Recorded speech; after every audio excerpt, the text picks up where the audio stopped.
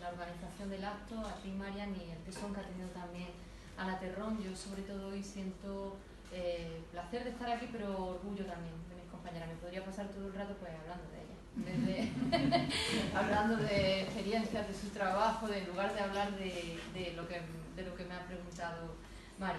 Pero yo quería comenzar diciendo que no hay nada que vaya más en contra de los cuidados y no hay nada menos feminista que el bloqueo que está sufriendo este país. No hay nada que vaya más en contra de los cuidados que recortar y privatizar esos servicios públicos que son los que permiten los cuidados colectivos que hacen que las mujeres pues, puedan llevar a cabo labores y que no se encierren en casa, sino que se desfeminicen esas tareas de los cuidados. No hay nada que se haya hecho más en contra de la vida que ese pacto bipartidista que fue la reforma del artículo 135 de la Constitución española, que puso los intereses de la deuda por delante, no de los intereses de la ciudadanía, sino de la propia vida de la gente. A mí, respecto a la pregunta que me ha hecho sobre universidades, dentro de esos recortes, uno de los más graves y además contra lo que más se atentó fue el recorte en I+D+I, en investigación, en desarrollo e innovación, en ciencia. Fue un recorte brutal lo que hubo a partir del año 2010, tanto desde el punto de vista estatal como en las comunidades autónomas, y yo hablo de la experiencia de la comunidad autónoma andaluza, porque eso no se ve en el día a día. Se ven los floreros en las calles, se ven los maceteros, pero la ciencia, la investigadora y los investigadores en sus laboratorios, echando horas y horas, más horas que tiene un reloj en el día, no solo las horas que les piden, sino muchas más, por la exigencia tan grande que existe en el mundo de la investigación, ese fue el sector más castigado.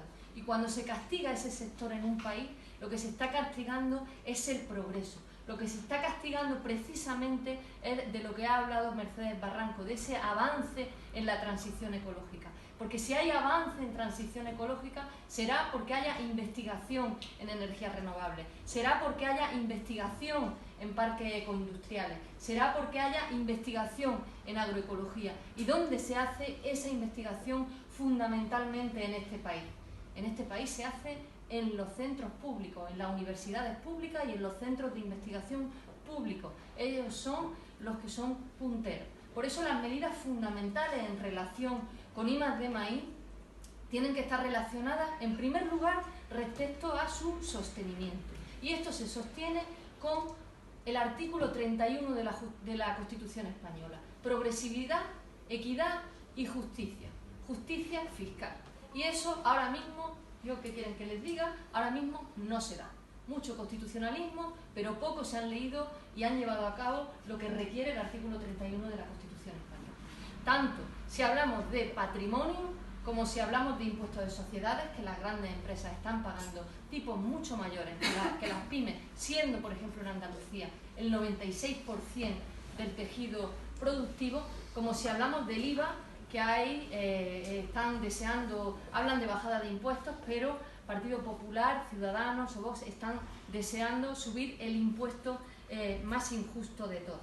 Pero es que hablaríamos también del sostenimiento de la investigación en los procesos, porque el siglo XXI tiene que ser el siglo no de los productos, sino de los procesos. Lo que hay que cuidar es el proceso para poder medir ese impacto de costes que tienen en su conjunto.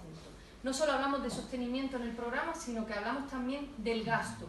Esto no se mantiene gratis porque aquí a una persona le da por investigar y tiene una voluntad tremenda en la investigación contra el cáncer, por ejemplo, y entonces con ese compromiso tira para adelante, o los médicos y médicas de este país y los profesionales sanitarios y las profesionales sanitarias pues tiran con muchísima voluntad. Hace falta inversión en I+D+I y por eso hay que poner un suelo a la inversión del 2% sobre el Producto Interior Bruto, porque de ello depende el progreso del país y dependen también las condiciones laborales y el cuidado de esas investigadoras que retrasan el momento en el que pueden tener hijos, por ejemplo, y puedan tener familia.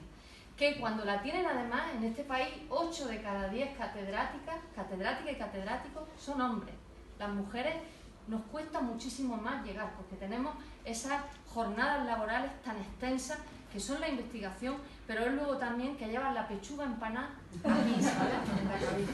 Por eso, quieras que no, pues, por eso las medidas que ha comentado tanto Laura, es verdad, yo lo decía también, oye, que la política también es muy exigente. Yo decía que llevaba aquí la pechuga empanada y aquí la plancha. Bueno, después cuando hablamos de universidad no solamente estamos hablando de esto, estamos hablando también de los estudiantes, de todo el estudiantado. El estudiantado tiene una preocupación tremenda por su futuro, por el empleo, por su sustento. Y ahí me vuelvo a Mercedes Barranco en esa interdependencia generacional, de que deroguemos las reformas laborales, depende también que nuestros estudiantes estén más tranquilos en la aula universitaria, de que tengamos esos 1.200 euros por hijo hasta los 16 años, depende también que estén más tranquilos en la aula universitaria, de que regulemos el alquiler y consigamos incentivar a aquellos que alquilan y desincentivar a quienes no alquilan, depende también que estén más tranquilos nuestros estudiantes en las aulas universitarias, porque eso es el cuidado de la vida. De que establezcamos cuotas justas al trabajo autónomo, depende también que nuestros estudiantes estén más tranquilos en nuestras aulas universitarias, porque ellos después se van a enfrentar a un mundo laboral en el que en muchos casos escogen ese camino y tienen que ser autónomos y no autómatas.